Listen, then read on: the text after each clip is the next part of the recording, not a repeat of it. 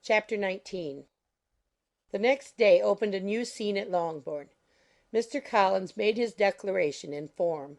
Having resolved to do it without loss of time, as his leave of absence extended only to the following Saturday, and having no feelings of diffidence to make it distressing to himself even at the moment, he set about it in a very orderly manner, with all the observances which he supposed a regular part of the business.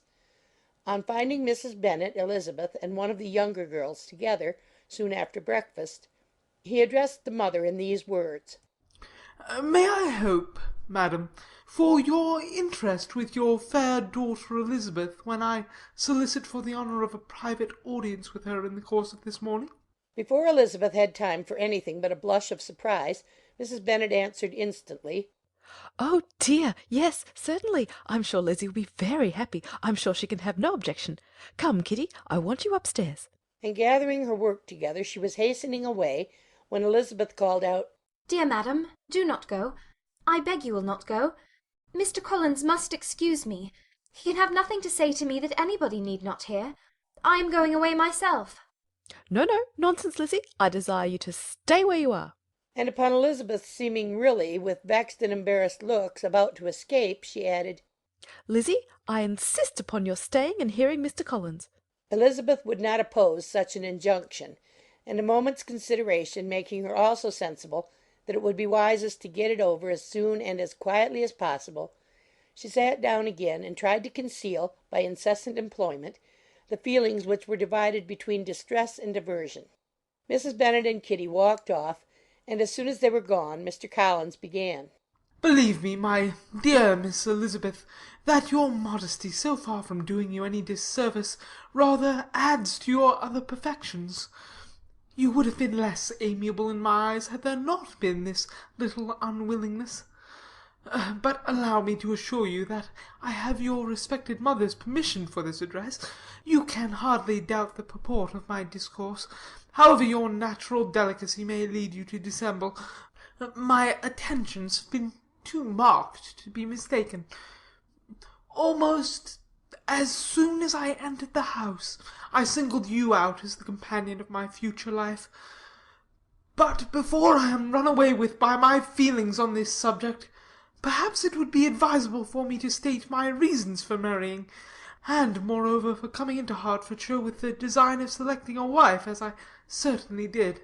The idea of Mr. Collins, with all his solemn composure, being run away with by his feelings, made Elizabeth so near laughing that she could not use the short pause he allowed in any attempt to stop him further, and he continued: "My reasons for marrying are, first, that I think it is right for every clergyman in easy circumstances like myself to set the example of matrimony in his parish.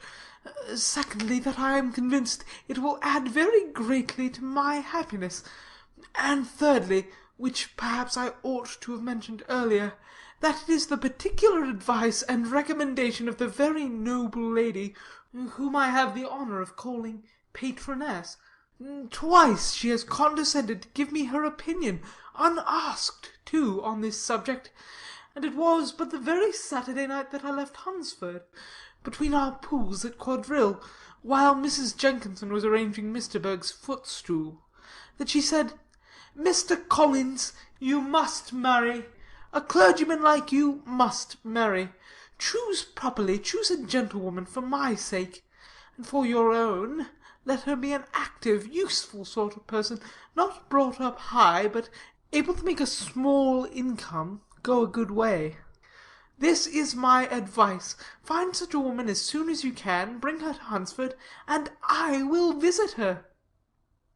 Allow me, by the way, to observe, my fair cousin, that I do not reckon the notice and kindness of Lady Catherine de Bourgh as among the least of the advantages in my power to offer. You will find her manners beyond anything I can describe, and your wit and vivacity, I think, must be acceptable to her, especially when tempered with the silence and respect that her rank will inevitably excite. Thus much for my general intention in favour of matrimony. It remains to be told why my views were directed towards Longbourn instead of my own neighbourhood, where I can assure you there are many amiable young women. But the fact is, that Being as I am to inherit this estate after the death of your honoured father, who, however, may live many years longer, I could not satisfy myself without resolving to choose a wife from among his daughters, that the loss to them might be as little as possible, when the melancholy event takes place, which, however, as I've already said, may not be for several years. This has been my motive, my fair cousin, and I flatter myself it will not sink me in your esteem. And now nothing remains for me but to assure you in the most animated language of the violence of my affection. To fortune I am perfectly indifferent, and shall make no demand of that nature on your father, since I am well aware that it could not be complied with, and that £1,000 in the 4 per cents, which will not be yours till after your mother's decease, is all that you may ever be entitled to. On that head, therefore, I shall be uniformly silent, and you may assure yourself that no ungenerous reproach shall ever pass my lips when we are married." It was absolutely necessary to interrupt him now. "You are too hasty, sir," she cried. "You forget that I have made no answer. Let me do it without further loss of time. Accept my thanks for the compliment you are paying me. I am very sensible of the honour of your proposals, but it is impossible for me to do otherwise than to decline them." "I am not now to learn," replied Mr. Collins, with a formal wave of the hand, "that it is usual with young ladies to reject the addresses of the man whom they secretly mean to accept, when he first applies for their favour, and that sometimes the refusal is repeated a second or even a third time. I am therefore by no means discouraged by what you have just said, and shall hope to lead you to the altar ere long." "Upon my word, sir," cried Elizabeth, "your hope is a rather extraordinary one after my declaration. I do assure you that I am not one of those young ladies, if such young ladies there are, who are so daring as to risk their happiness on the chance of being asked a second time.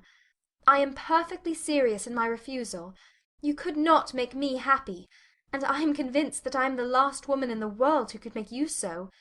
Nay, were your friend Lady Catherine to know me, I am persuaded she would find me in every respect ill qualified for the situation." "Were it certain that Lady Catherine would think so," said Mr. Collins, very gravely. "but I cannot imagine that her ladyship would at all disapprove of you, and you may be certain, when I have the honour of seeing her again, I shall speak in the very highest terms of your modesty, economy, and other amiable qualification." "Indeed, Mr. Collins, all praise of me will be unnecessary.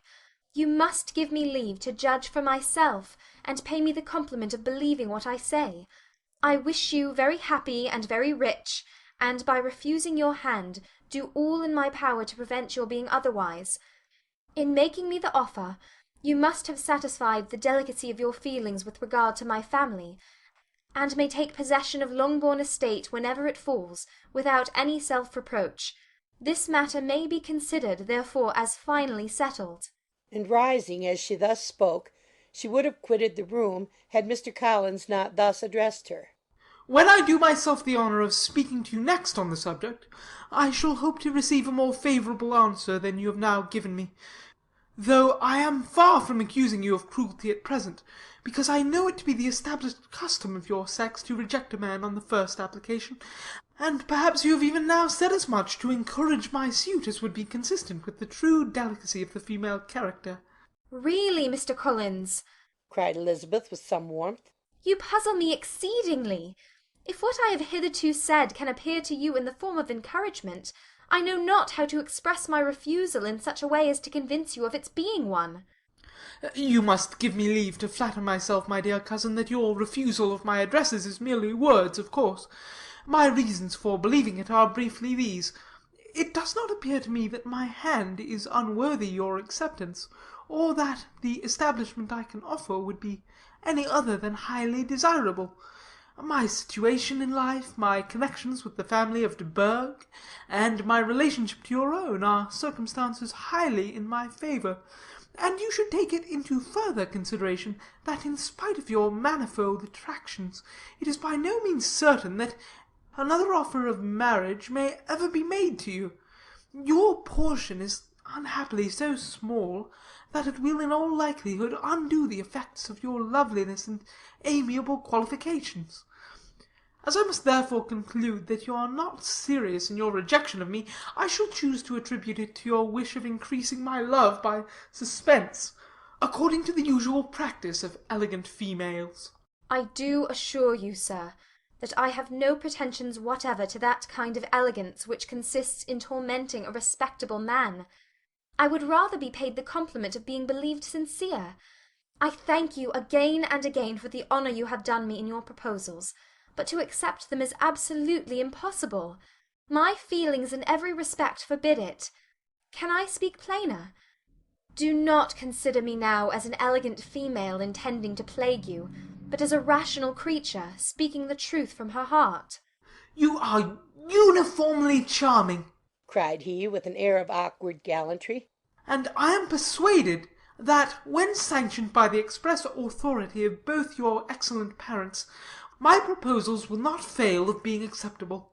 To such perseverance in wilful self-deception Elizabeth would make no reply, and immediately and in silence withdrew, determined, if he persisted in considering her repeated refusals as flattering encouragement, to apply to her father, whose negative might be uttered in such a manner as to be decisive, and whose behaviour at least could not be mistaken for the affectation and coquetry of an elegant female.